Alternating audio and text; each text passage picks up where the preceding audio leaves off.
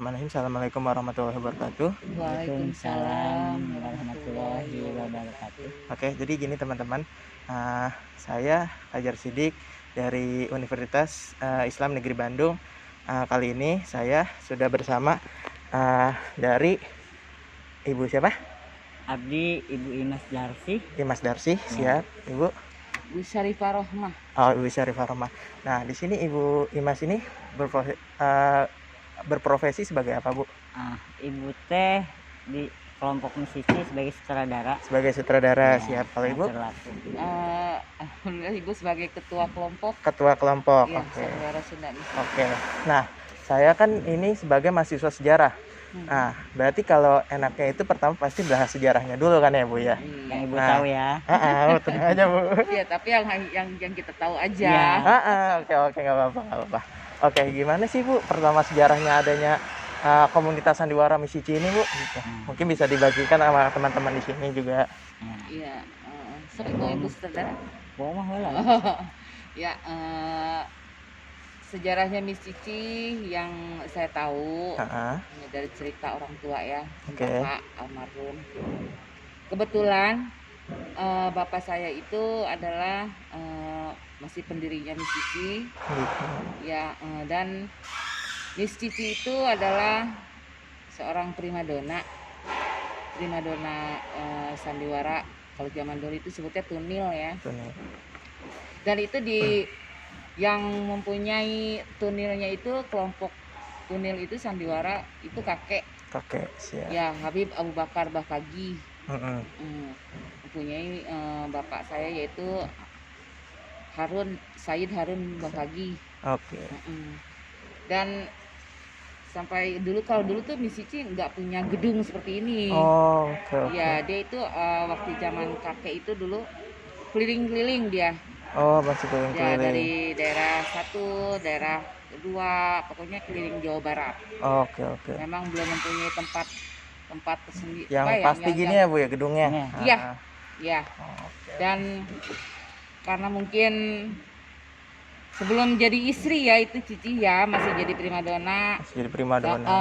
Dan karena memang yang memilikinya itu menyukai, akhirnya lah dipersunting oleh kakek Habib Abu Bakar Bakagi.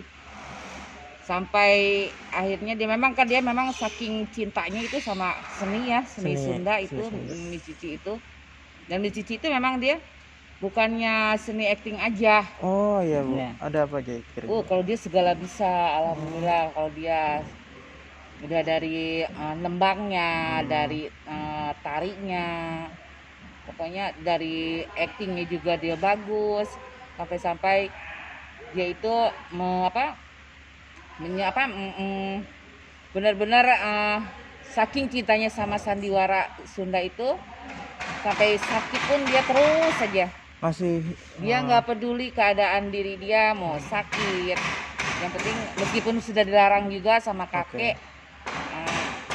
akhirnya dia sampai memang sakit parah juga, memang tetap manggung. Dan akhirnya jatuh lah. Belum sempat punya gedung tuh.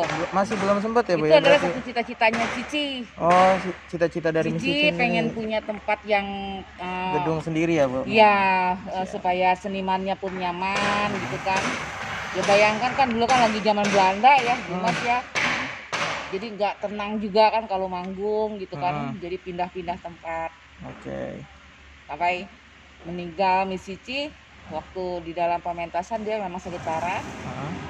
Akhirnya wafat. Terus cerita Gagak Solo Gagak Solo ya. Pas jatuhnya ya.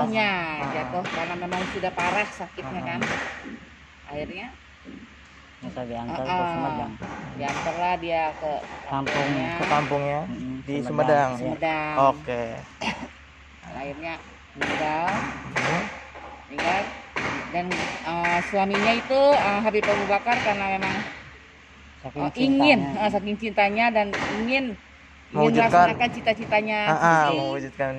Akhirnya pindahlah ke daerah Jakarta. Ada di Keramat itu. Di Keramat sekitar tahun? Itu tahun 60-an itu. 60-an ya, Bu ya? Tahun 60-an. Tapi Klimun. Iya. Yang ibu tahu itu tahun 60-an, entah awalnya tahun berapa ibu juga nggak tahu ya. Karena Berarti mungkin karena Kepala dulu genep kayaknya. Heeh. karena memang ibu dulu masih kecil jadi nggak terlalu banyak nanya Oke, sama orang oke. tua gitu kan. Kemungkinan sekitar tahun 60-an lah ya, Bu ya. Iya. Oke. Berarti Pindah. itu pindah pertama. Iya. Oke. Dan itu pun memang masih punya ini keluarga ya di keramat Hubungan. itu. Hah? Hubungan keluarga gitu. Bukan, Bukan. gedungnya itu, tanahnya itu Oh, bekas. masih Oke. masih punya pribadi, punya Aha. pribadinya Habib Abu Bakar. Ah, Pindahlah di situ. oke. Nah, ini kalau ibu ini ngalamin nih Oh iya, gitu. di keramat, kalau saya enggak, belum. Kalau saya mah belum. Akhirnya lama-lama sekitar tahun 70-an ya, Heeh. pecah waris ya.